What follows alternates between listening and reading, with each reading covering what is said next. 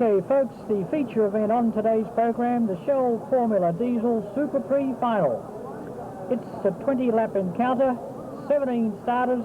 The final preparations have all been completed. The field now in the hands of the starter, being led away by the pace truck. On pole position, none other than Dick Johnson in the number 17 Shell Ford Cargo. Sharing the front row is Barry Sheene, the number 7 man, and look where Paul Freestone is. Paul Freestone, the number 92 Kenworth, on second row of the grid, position 3. So folks, can Dick Johnson get the jump off the mark and hold out the flying Freestone? Well, we're about to find out, because the field, as we say, being led by the pace car now for their roll-up lap, the Shell Formula Diesel Super Prix Final. 20 laps the journey, 17 starters the field. We've got bogey drives, we've got single drives, we've got the lot. Pole position being held down, as we said, by Dick Johnson. That's the number 3 truck, Outsiders, back in position 4, second row of the grid. This is the race they've all been waiting for, folks. This is the one they've worked so hard for all weekend to the final. At the completion of these 20 laps, we'll now then know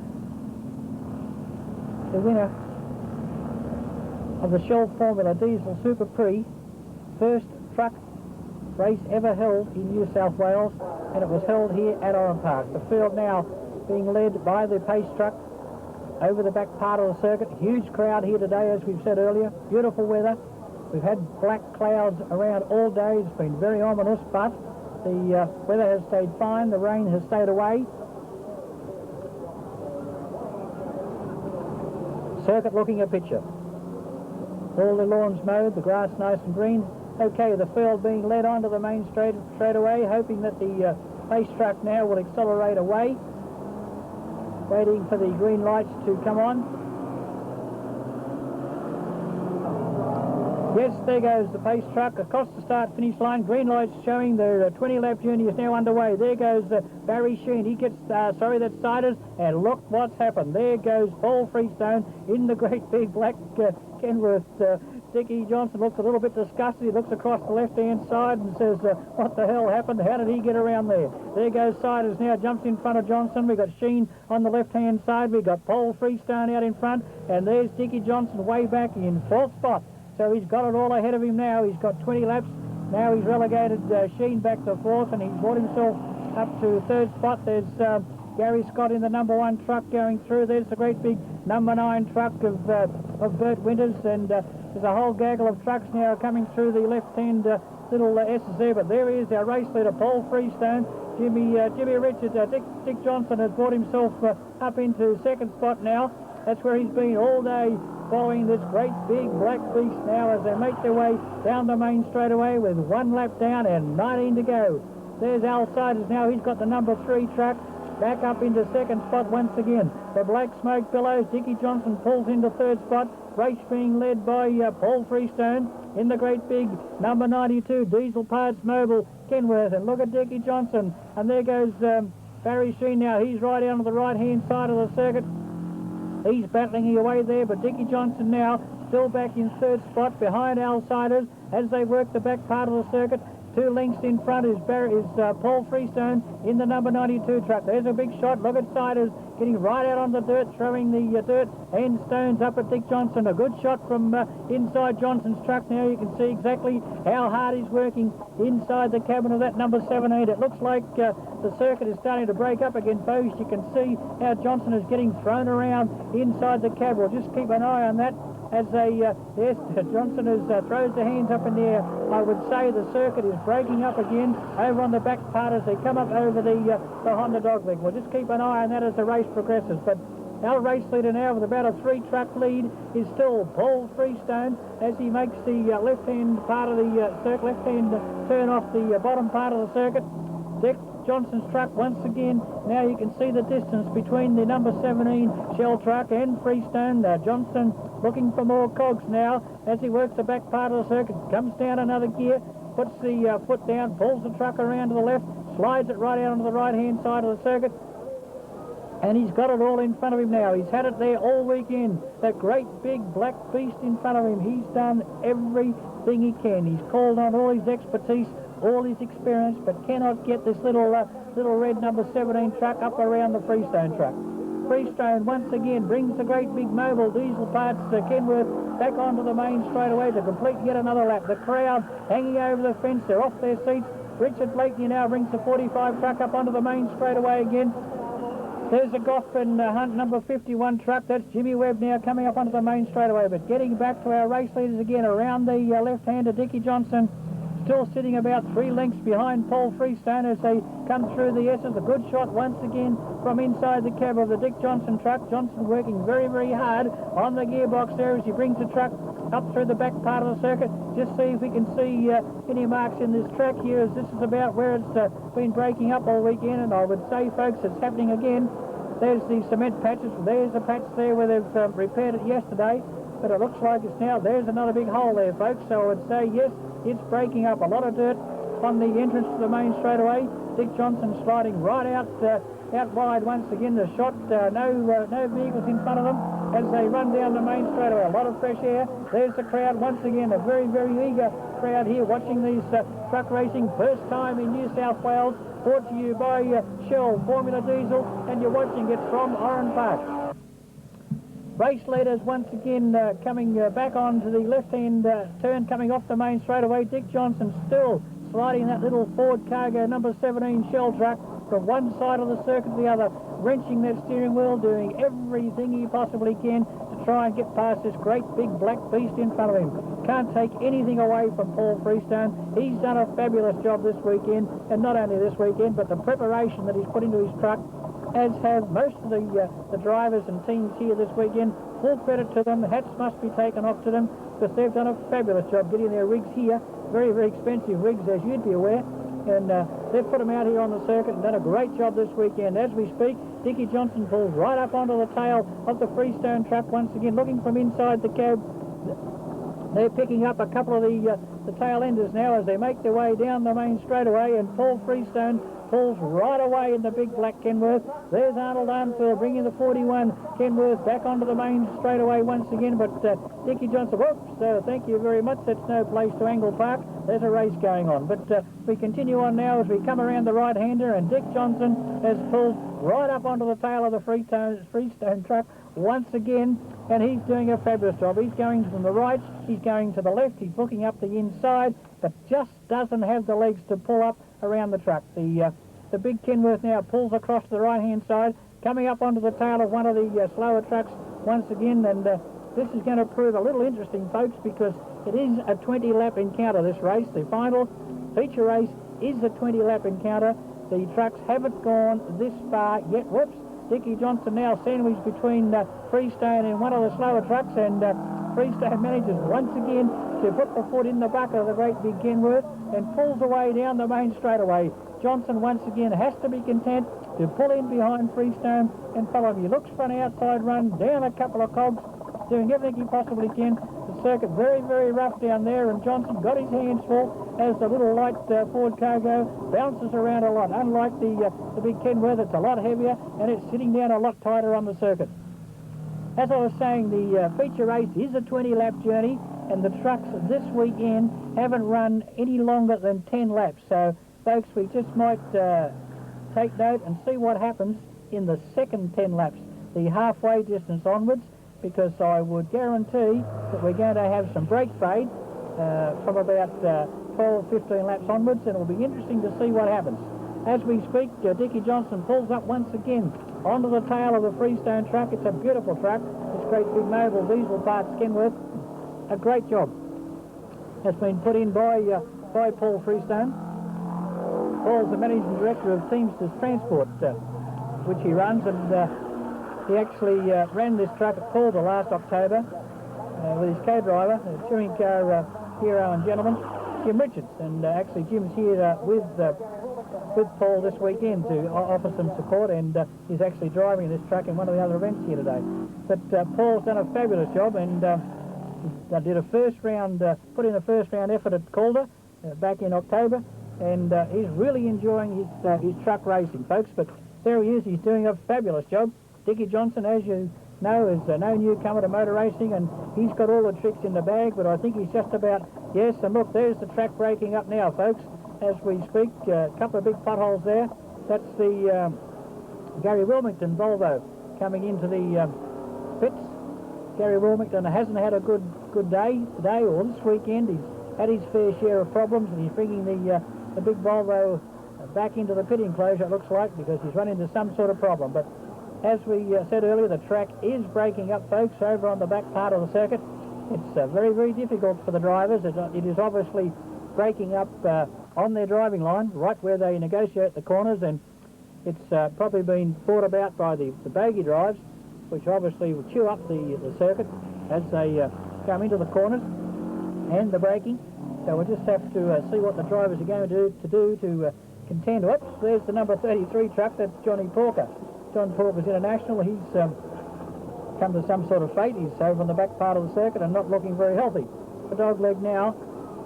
Dick Johnson into one of the potholes, gets the big number 17 Shell cargo sideways, but he manages to gather it all back up again, and there's another pothole that he runs through. So yes, the circuit is breaking up over there, and it's going to be a handful now for the drivers as they come onto the main straightaway. Dick Johnson looking for a right-hand side. He can't quite pull it off. Goes to the left-hand side of the circuit, and the drivers now pulling right up onto the catching up to some of the tail enders now. So this is a problem that they're going to have to contend with. That's Freestone and Johnson, because they're picking up some of the slower trucks, and then the last part of the race they're just going to have to keep their eyes open and see what the slower guys are doing now. As they make their way around the left-hander, once again there's a whole gaggle of trucks. Johnson is in amongst them. There's the 33 truck of Johnny Porker still out on the side of the circuit.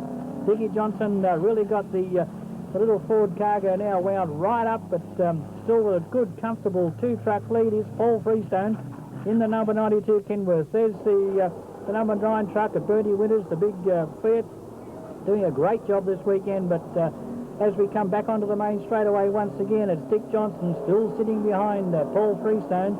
Freestone's doing a fabulous job this weekend. He hasn't put a foot wrong. The truck has performed beautifully, and it's obviously the dream of all drivers. That's the way it stands here at Oran Park, and we'll be back in just a moment.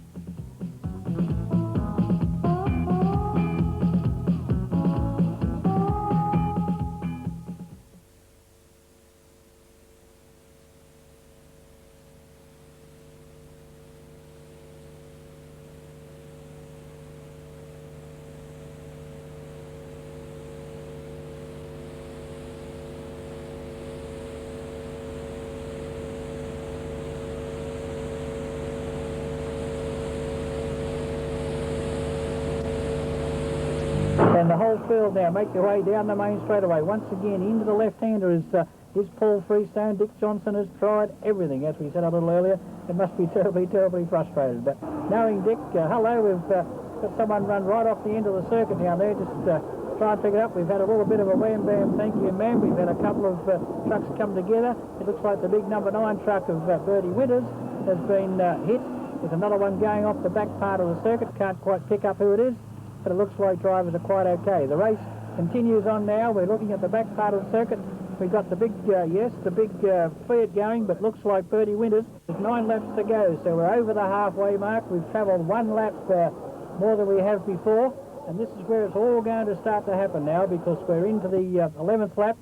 There's the number 1 truck that's making its way around. That's Gary Scott's Volvo. Dickie Johnson's truck now, a good shot from the inside. Johnson acknowledges one of the drivers. We can see the number 3 truck, looks like Al Siders, was blowing a lot of smoke. Looks like he may have run into some sort of problem. We'll just keep an eye on Siders. As our race leaders now, the Freestone and Johnson, and there's the, looks like the Siders truck, the yellow one, blowing a heck of a lot of smoke as they come down the main straightaway, but we'll just confirm that for you a little later. Okay, our race leaders still Paul Freestone and Dick Johnson. A good shot from inside, and you can see once again he's picking up those potholes, and it's not easy for the drivers now to negotiate as the circuit breaks up, especially for the little lighter trucks. They really wobble around. There's the number 1 truck. That's Gary Scott. That's the big Volvo blowing heaps of smoke. Yes, and he's been involved in that bit of a shunt at the end of the main straightaway. He's bent the Volvo and he's bringing it back into the pit enclosure, it does look like. Yes, he's bent the Volvo pretty bad, and he's bringing it back. That's the number 1 Volvo, Gary Scott. Well, there goes Jimmy Webb right out onto the grass now in the International as he comes off the end of the main straightaway. A lot of dirt and grass and dust flying up, but Jim's got it back onto the black strip once again and heading in the right direction. Good looking truck, and Jim's done a fabulous job with it this weekend. As the field now come up through Yamaha corner, we have our race leader Paul Freestone picking up some of the tail enders once again. Dick Johnson dropped back about 4 or 5 laps, getting a lot of dirt and stones thrown up into his face. He has to contend with those potholes once again over onto the back part of the circuit. Coming up onto the main straightaway, still being led by Paul Freestone. You're looking now at the final round, the final of the Shell Formula Diesel Super Prix, brought to you from Oran Park. It's been a great weekend's racing here. We've had a fabulous weekend, a lot of entertainment, and this is the feature event of the weekend, the Shell Formula Diesel Super Prix final. It is over 20 laps and being led now by Paul Freestone in the number 92. Hello, we have someone else going out on the right-hand side of the circuit. Just try and pick it up for you. It looks like, yes, it's the number 6 truck of Billy Stewart's. That's the big Australian native landscape Kenworth of Billy Stewart's. He's had enough.